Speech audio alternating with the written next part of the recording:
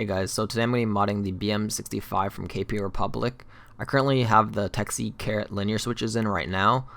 But yeah, I'm going to be doing the tape mod with some painter's tape and the PE foam mod.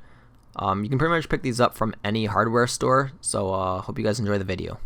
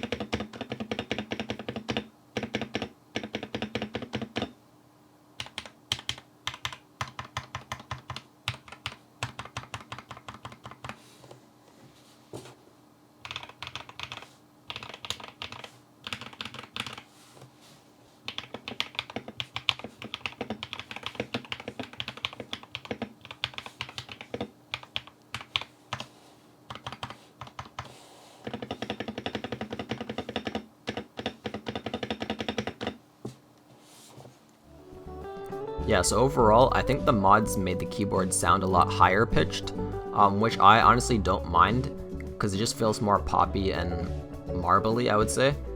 But yeah, I honestly prefer that in comparison to like the deep sounding switches. So yeah, I honestly enjoy it a lot better now, and yeah, thanks for watching guys. Peace.